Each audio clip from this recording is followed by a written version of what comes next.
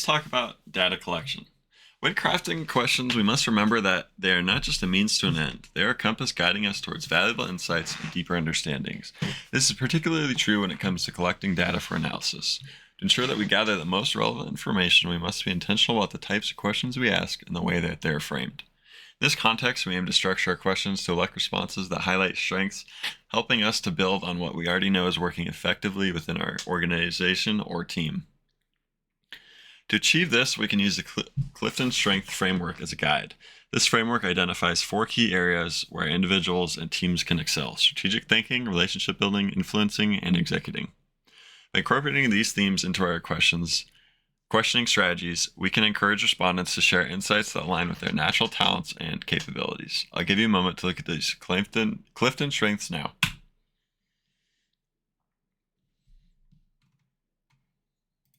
So before moving on to some examples, let's talk about some bad examples and some bad questions to ask. Questions like, how old are you? Are not useful as they don't point to the CliftonStrengths framework we just talked about. There's no reason to ask questions that you don't need to know the answer to. Yes or no questions are bad as these questions don't allow you to get the answer you want to hear. Questions like, tell me about yourself, are bad questions as they don't guide the answer in any direction. With a question like this, you could learn more about that individual, but you should use these questions to be more direct in what you are trying to find from that individual. And you should not allow bad answers. What I mean by this is that as the interviewer, you are responsible and you're needed and willing to adapt and maybe dig deeper, maybe by rephrasing the question if they didn't quite give you an answer they wanted, or maybe they didn't understand the question. And as the interviewer, it's up to you to kind of shape how your data is going to look at the end of the interview. So let's talk about some good examples. So these are some questions I used in an interview. Reflecting on your past experiences, what aspects of your work or personal life have you brought you the most satisfaction or fulfillment? Why do you think that is? The other question was, describe a situation where you felt particularly stressed, successful, or accomplished. What specific skills or strengths do you think contributed to that success? So, why are these both good questions? Both these are good questions because they're both open-ended, allowing the candidate to elaborate and share details about their experiences.